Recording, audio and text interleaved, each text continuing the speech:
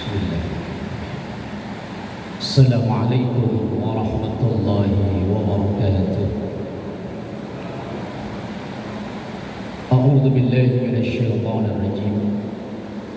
Bismillahirrahmanirrahim. Alhamdulillahilladzi akramana bi siyami syahri Ramadan. Huwallazi anzala al-Qur'ana hudan lin-nasi wa bayyinatin minal huda wal furqan. Summa salatu wassalamu ala sayyidina Muhammadin sahibil mu'jizati wal bayan wa ala alihi wa ashabihi wa jami'i ummatihi min yawmina hadha ila yawmiz ziham. Amma ba'du. Hadratal ulama wal qarama wa hadratal jamaah Masjid Raya Jakarta Islamic Center yang semoga kita semua selalu diberkahi, diridhoi dan dikarunia sehat afiat sehingga bisa istiqamah menjalani amaliyah ibadah kita yang wajib maupun yang sunnah, terkhusus di bulan Ramadan ini dan juga umumnya di bulan-bulan berikutnya dan sampai akhir hayat nanti. Semua kita insya Allah dalam keadaan husnul khotimah. Amin ya rabbal alamin. Jemaah yang dimuliakan Allah, hari ini kita berada di hari yang ke-27. Insya Allah tinggal beberapa hari lagi Ramadan akan berpisah dengan kita. Dan fenomena yang terjadi di masyarakat kita adalah menurunnya semangat dalam menjalani amaliyah Ramadan. Ketika awal Ramadan datang, begitu luar biasa antusiasnya masyarakat Muslim Indonesia ini untuk meramaikan masjid, musalla, dan juga diisi dengan ibadah-ibadah yang lainnya. Tapi seiring dengan berjalannya Ramadan, terkadang semangat dalam menjalani ini semakin menurun dan menurun. Mungkin banyak faktor yang mempengaruhinya. Di antaranya yang paling dominan adalah keimanan yang ada dalam diri kita. Maka yang dipanggil oleh Allah dalam menjalani amaliyah Ramadan terutama saum adalah amanu, orang yang beriman, bukan hanya sekedar aslamu, orang yang Islam. Tetapi jamaah yang dimuliakan Allah, secara garis besar dilihat dari dinamikanya, iman kita ini terbagi menjadi dua kelompok besar.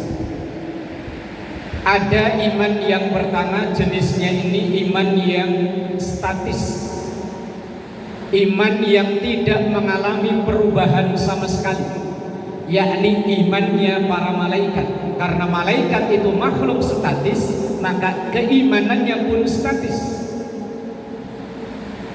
Malaikat itu makhluk yang tidak ada kecenderungan untuk membantah. Ibadul mukramun la ya'sunallaha ma amarahum wa yaf'aluna ma yu'marun. Atau dalam syair Aqidatul Awam Syekh Ahmad Marzuki, beliau mengatakan wal malakul ladzi bila abin wa la akla la syurba wa la nauma lahu. Malaikat itu makhluk Allah yang dicipta tanpa bapak, tanpa ibu, yang tidak butuh, gak makan, gak minum, gak tidur. Karena gak butuh makan, gak butuh minum, gak butuh tidur, gak butuh berumah tangga, maka malaikat gak pernah melakukan inovasi. Maka keimanannya pun statis. Kemudian jenis yang kedua, ada iman itu yang jenisnya dinamis, iman yang terus mengalami perubahan. Nah, iman yang dinamis ini pun terbagi menjadi tiga kelompok. Ada yang dinamikanya, perubahannya selalu yazidu, terus naik dan naik. Ini imanul anbiya wal mursalin, keimanan para nabi dan para rasul. Biar hidupnya diuji oleh Allah dengan ujian yang begitu berat luar biasa, gak akan mengurangi keimanannya, bahkan justru akan terus yazidu, naik dan terus naik. Jenis yang kedua, ada yang dinamakan iman itu yang kusu wa yang kus, justru malah makin menurun. Ini imannya makhluk yang dilaknat oleh Allah. Iblis iman dia, tetapi karena ada penyakit dalam dirinya, keimanan yang ada dalam dirinya makin menurun dan menurun. Lah, dinamika yang ketiga, ada yang yazidu wa yanqus. Ada kalanya naik, ada kalanya turun. Ini iman kita orang awam manusia biasa. Iman kita ini kadang dinamakannya naik. Awal Ramadan lama-lama rata-rata keimanan kita naik. Tetapi kadang iman yang turun. Inilah iman kita. Saat iman lagi naik, jam 2:30. Kalau di Ramadan oke, memang jam 2:30. Kalau kita nggak bangun diteriakin dari masjid, dari musola, kadang anak-anak remaja keliling sahur. Nanti begitu selesai Ramadan, untuk bangun jam 2:30 itu berat luar biasa. Tapi kadang saat iman lagi naik, kita bangun cepat ke kamar mandi, beres-beres, pakai perlengkapan, kita sholat. Iman lagi naik. Saat terdengar dari masjid hayya 'alas shalah, bergegas kita ke masjid, iman lagi naik. Saat kita lagi sholat Jumat atau sholat yang lain, ada keropak amal lewat, iman lagi naik, mungkin kita masukin jumlahnya lebih gede. Tapi kadang iman kita itu yang menurun. Jam 3 kadang mata udah melek, tapi badan diajak untuk bangun berat. Bahkan kadang dalam pikiran kita, baru jam 3, masih lama. Begitu di masjid ada tarhib, assalatu wassalamu alaihi, baru tarhib, merem bentaran. Begitu assalatu khairum minan naum, baru adzan, merem lagi lah dikit. Imam udah walaupun baru rakaat pertama, merem lagi, bangun 7:30. Jadilah subuhan. Kalau orang Jawa subuh awan-awan. Iman lagi turun. Sholat di dompet, di kantong, kadang ngantongin duit, tapi begitu kotak amal lewat, wong iman lagi turun, kebanyakan milihnya, kelamaan milihnya. Lembaran pertama ada gambar Pak Karno sama Pak Hatta, jangan jagain dompet aja. Sebelahnya, akhirnya cari yang paling bontot. Wong iman lagi turun. Lah Ramadan menjelang akhir begini, lapar tak kita umat Islam di Indonesia turun Pak iman. Wong pemerintah belum ngumumin lebaran. Coba kita jalan Pak, udah banyak yang lebaran. Bahkan ada yang kolosal menyatakan rame-rame kemarin di Jogja, yang hari Jumat, PD-nya lagi dia udah nelpon Allah katanya. Ini saya jadi penasaran Pak, kok dia dapat nomor teleponnya dari mana? Terus dia pakai kartunya apa? Kira-kira simpati opo, mentari opo? Ya Allah, wis akhir zaman memang aneh-aneh. Loh, apalagi di depan sini nih Pak, coba siang ibu jalan bawa jalan, yang udah lebaran udah banyak, padahal depannya masjid, sebelah sana masjid. Rata-rata iman turun. Jamaah masjid, jamaah musola banyak mengalami kemajuan. Makin maju. Kalau bahasa orang Betawi, lama-lama pokoknya asal udah tanggal 25, 26 itu tinggal 4L. Yang ngisi masjid musola tinggal 4L Pak. Bahasanya orang Bekasi Pak. Lu lagi. Maka di mana-mana masjid musola asal udah tanggal itu, orangnya bisa diciriin Pak, dari tahun ke tahun orangnya ya itu aja. Lu lagi. Yang lain wallahu a'lam. Ya kita berhusnudzon, mungkin udah pulang kampung, tarawihnya di kampung. kampung. Oh mungkin lagi umroh, tarawehnya di Masjidil Haram. Kan bisa jadi Pak ya. Bisa jadi. Lah, bagaimana kita menyikapi agar menjaga konsistensi iman? Apalagi nanti setelah Ramadan. Setelah Ramadan menjaga konsistensi ibadah yang sudah kita latih selama Ramadan berat Pak. Selama Ramadan kita luangkan waktu untuk tadarus. Tapi begitu Ramadan selesai, Quran kita tutup cekrek, kita masukin ke bupet, kita kunci, kita ambil kembali Ramadan tahun depan. Berjamaah ya begitu. Ramadan selesai, jamaah selesai pula. Padahal dalam salah satu sabdanya Rasulullah sampaikan, ahabbul a'mal indallahi adwamuha wa in qalla. Amalan yang terbaik itu adalah yang berkesinambungan, yang terus menerus, wa in qalla, walaupun sedikit. Kita baca Al-Quran setiap hari satu halaman atau mungkin satu lembar bolak-balik, tapi terus istiqomah. Kita luangkan waktu dari 24 jam waktu yang diberikan oleh Allah, mungkin nggak nyampe setengah jam kok, paling-paling 15 menit 20 menit, tapi istiqomah terus sepanjang tahun. Ini yang terhebat. Nah, untuk menjaga ini, para ulama salafus saleh mengajarkan kepada kita paling nggak ada 5M atau 5 MIM untuk menjaga konsistensi iman yang ada dalam diri kita. M atau MIM yang pertama namanya mu'ahadah, dari kata asli ahdun, janji. Janji apa? Kita ini Pak, sebelum resmi menjadi manusia udah pernah disumpah oleh Allah, alastu birabbikum qalu bala syahidna. Manusia roh, apakah engkau siap bahwa engkau akan mengabdi hanya kepada Allah? Kalau bahasa kita siap, qalu bala syahidna.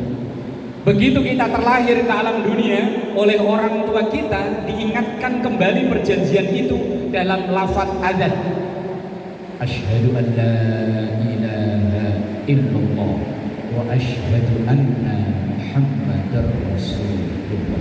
Ini perjanjian kita. Apakah berhenti di situ? Enggak. Begitu kita memasuki usia mukallaf, usia baligh, kita sholat. Setiap kita sholat kita baca doa iftitah. Di dalam doa itu kita mengulang perjanjian itu. Inna sholati wa nusuki wa mahyaya wa mamati lillahi rabbil alamin. Ini perjanjian kita, sumpah kita kepada Allah. Inna sholati, sesungguhnya sholatku, wa nusuki, dan berbagai macam ibadahku, wa mahyaya, hidupku, wa mamati, dan matiku, lillahi rabbil alamin. Semuanya titik akhir tujuan kita adalah Allah. Selama tujuan akhir kita adalah Allah, semangat akan terjaga. Kita ini kadang menjalani ibadah bukan lillah, tapi karena lil gak enak. Awal Ramadan gak enak kalau gak terawih, tetangga kanan kiri pada terawih kok berangkat. Wong karena gak enak. Begitu nanti orang yang di gak enak ini gak terawih, yuk gak terawih pula dia. Puasa juga kadang karena gak enak. Yang bapak-bapak gak enak, istri puasa, anak puasa, mosok saya gak puasa lah. Begitu hari ke 10, 11, 12, sifat gak enaknya mulai hilang, berhenti dia puasa. Nah, untuk menjaga konsistensi, yang pertama adalah mu'ahadah. Mim yang pertama mu'ahadah, atau janji sumpah setia kita kepada Allah Subhanahu wa ta'ala. Mim yang kedua, yakni muraqabah. Apa itu muraqabah? Muraqabah yaitu rasa dalam diri kita selalu diawasi oleh Allah. Kita menanamkan dalam diri kita bahwa kemanapun, dimanapun, pengawasan Allah nggak pernah lepas dalam diri kita. Maka sabda Rasulullah, ittaqillaha haitsuma kunta. Takwalah kepada Allah, takutlah pada Allah, merasalah selalu diawasi oleh Allah. Haitsuma kunta, dimanapun engkau berada. Ini kadang kita takwa kan milih-milih tempat, Pak. Ketika di masjid begini, ya Allah, kelihatan kalau lagi wirid sambil mantuk-mantuk khusyuk banget. Tapi begitu keluar dari masjid, ya Allah, tega-teganya kadang sendalnya ditukar. Di masjid mah kayaknya, wih, ya Allah, luar biasa. Tapi begitu keluar dari sini, iman ketinggalan di sini. Makanya banyak kasus orang rajin sholat tapi maksiat ya tekun. Kalau bahasa orang sono katanya STMJ, sholat terus maksiat jalan. Sholat ya sholat, main slot ya gak berhenti. Wah, wes angel. Ini gara-gara ia takwanya milih-milih tempat, padahal pengawasan Allah dimanapun. Ma yalfidhu min qawlin illa ladaihi raqibun atid. Kemanapun, ucapan apapun, tindakan apapun yang kita lakukan tercatat dua maha pencatat, dua CCTV Allah yang maha canggih, raqib dan atid. Kalau CCTV dari JIC ini gampang dihindari, security-nya gampang dihindari, tapi CCTV Allah, security Allah, raqib dan atid nggak bisa diajak kong kali kong. Salah, tulis salah. Nah, kadang mental kita ini masih mental kuli. Mental kuli itu semangat kalau diawasi. Giliran pengawasan hilang, lemes. Nah, tapi kalau sudah dalam diri kita ini menanamkan yang mengawasi Allah langsung dan dua malaikatnya raqib dan atid, kemana kita akan menghindar? Maka dengan muraqabah itulah kita berharap ada rasa diawasi oleh Allah sehingga selalu semangat. Mim yang ketiga namanya mujahadah,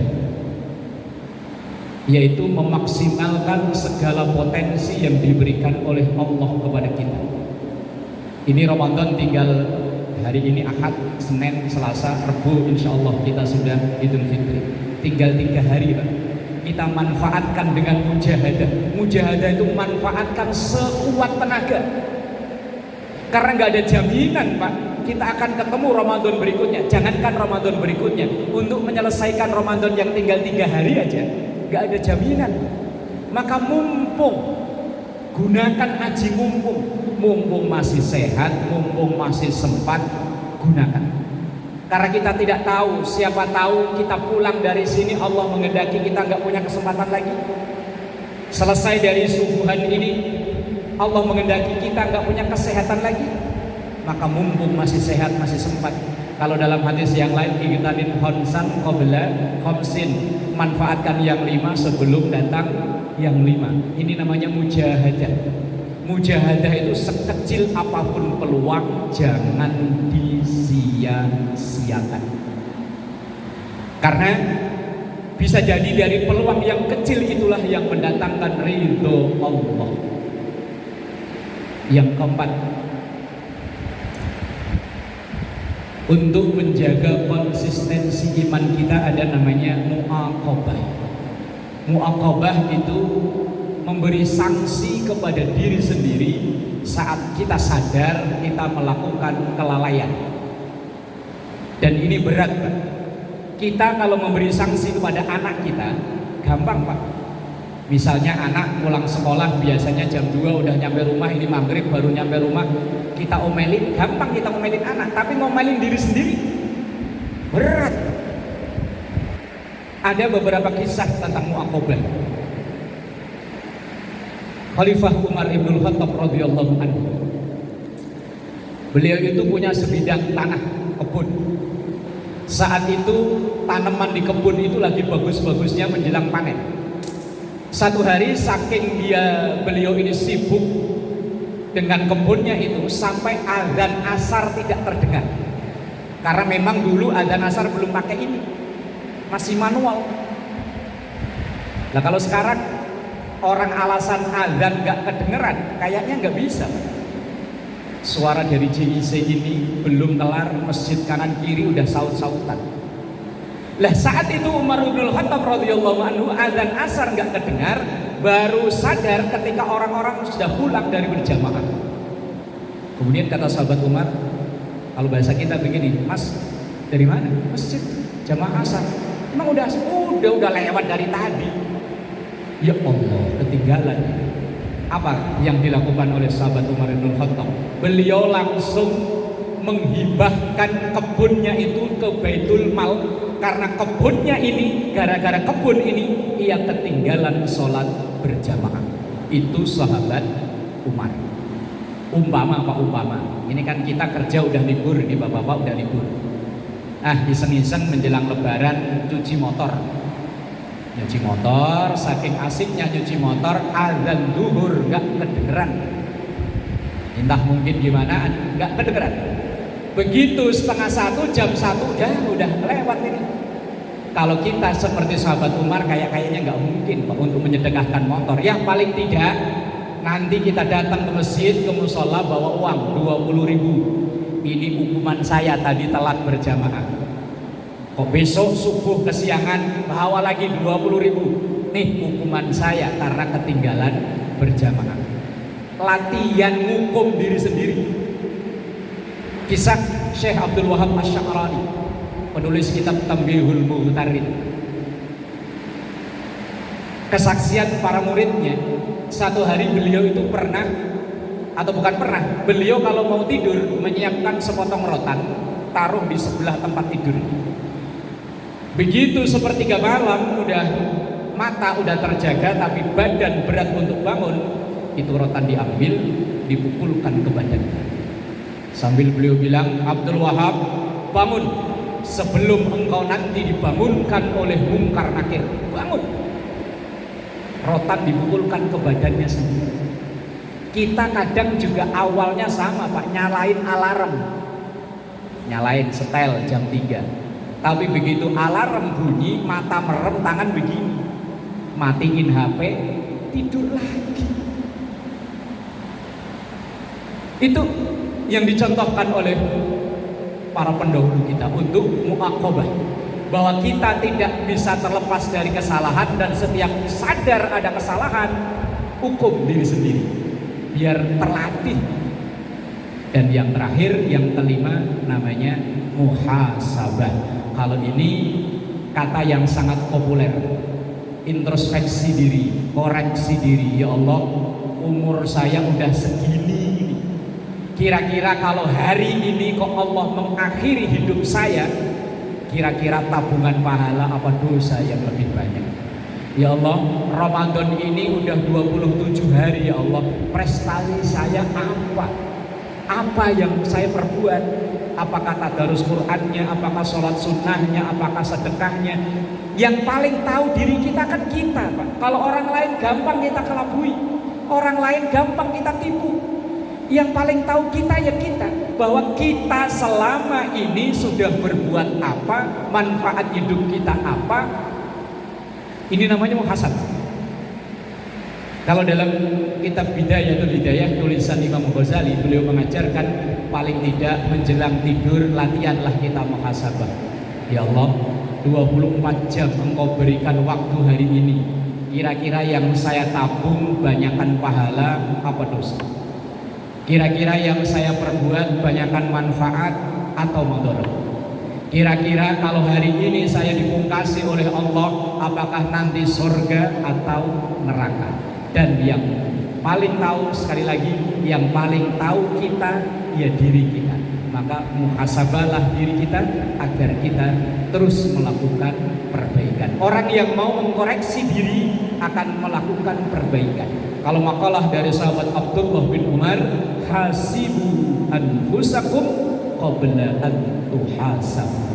Koreksi diri kita sebelum nanti dikoreksi oleh Allah Subhanahu wa ta'ala.